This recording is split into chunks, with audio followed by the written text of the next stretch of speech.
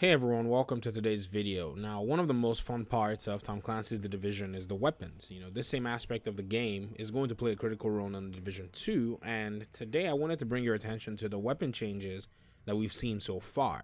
Now, today's video is a discussion on what the future metas could look like and why we can expect to see these changes and shifts in player behavior. And I'd like to speak on weapon viability again, and I think the developers are intentionally changing the weapon metas to avoid the pitfalls which can arise if one weapon class dominates in all areas. We saw two clear cases of this in the Division 1, where in the onset of the game, the SMGs and the semi-automatic marksman rifle classes dominated the entire game because they could wield ridiculous amounts of critical hit chance, critical hit damage, and they were very versatile. So as a result, SMGs, specifically the AUG and Vector, became the weapon of choice. Over time, also, we saw the MP7, and even some people used the MP5 at that time. Now, the second case is around patch 1.4, when the developers decided to move the meta away from SMGs and move the ARs and the LMGs into the limelight. We found out that surprisingly, the meta tilted the other way in favor of the assault rifles, and they also ruled in the game until we saw the MPX, which is the house, arrive and have its specific talents and some other exotics to kind of improve the variety. Now, I must also take into account that console play didn't really see that shift in the meta because consoles always enjoyed SMG metas because they're very stable and have a high rate of fire. Now, at the same time, console gaming of the Division suffered from the shotgun meta, but we're also going to look at that in a minute. Now, it's nothing new, but changes have been made and they were somewhat surprising to the weapon classes, and some weapons like the LVOAC has been reworked into being a semi-automatic rifle to closely fit its common real-life counterpart. Now, this doesn't mean that the developers can hide behind the making it more realistic reason. They could as well just have left it as an automatic rifle because nothing about the Division is realistic. It's a video game. But I respect their design choice, and who knows, we may even see an automatic variant actually drop, perhaps as an exotic. So I'm going to be patient, and yes, my thumbnail may be too telling or maybe too out there, but it is just how I feel and the way a lot of people in the community feel right now, especially those of us who were LVOA enthusiasts and we didn't necessarily run the M4 just because we just liked the LVOA. Nevertheless, with these changes, old players will have to learn new habits. Now, even though some weapon classes have been made semi-automatic, they're still viable and provide benefits like damage, stability, limited spread if they're modded well. Hence, we're going to see a lot more rifles in use in the current PvE meta. Now, you ask me how I know that. Well, read my comment section. A lot of people have actually been placing comments saying that they've enjoyed the new rifle classes because they actually provide a lot of damage and they've actually provided them a lot of enjoyment in their play. So looking back, you can also remember that the Scar H in the Division 1 suffered from instability issues and unnecessary inaccuracy, and so that weapon was just left in the dark for majority of the players throughout the Division game.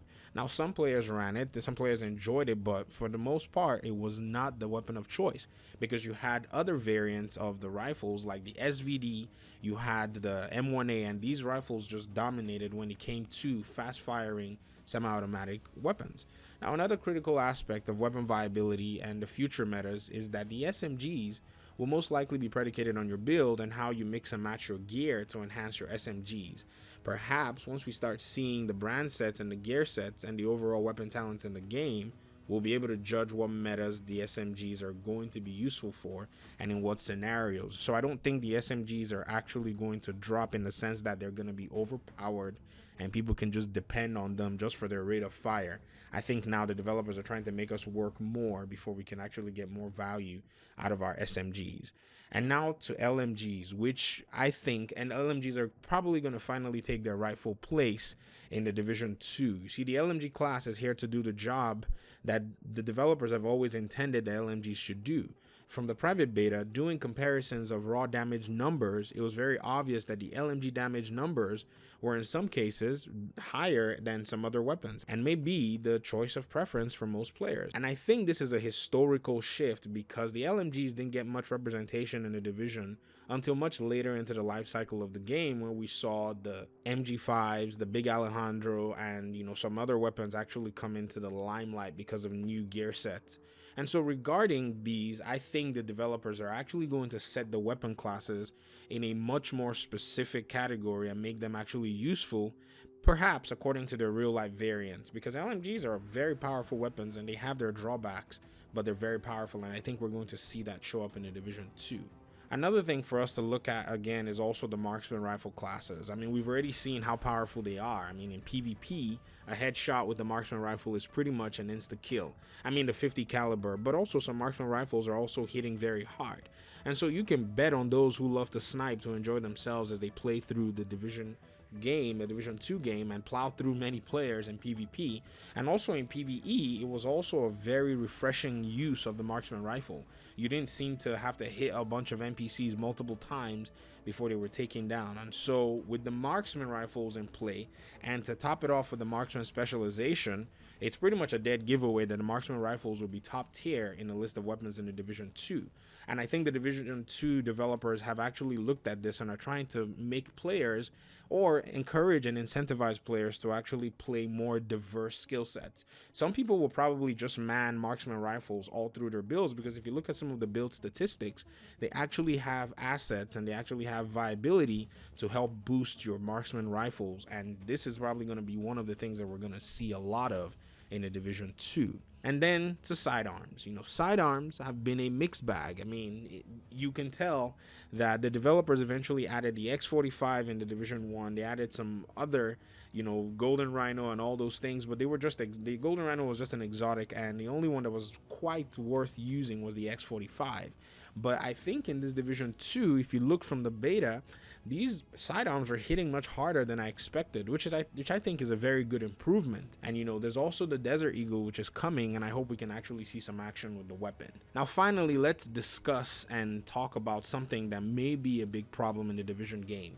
I think the developers are very prone to tweaking weapon metas based on the PC gameplay of things, and somehow console gets left in the dark. And if you observe, the shotgun meta has been a plague in the Division game. Currently, the shotguns in the private beta, they perform very well. And based on some feedback from PvP players, some people have said that they can foresee a shotgun meta returning to console.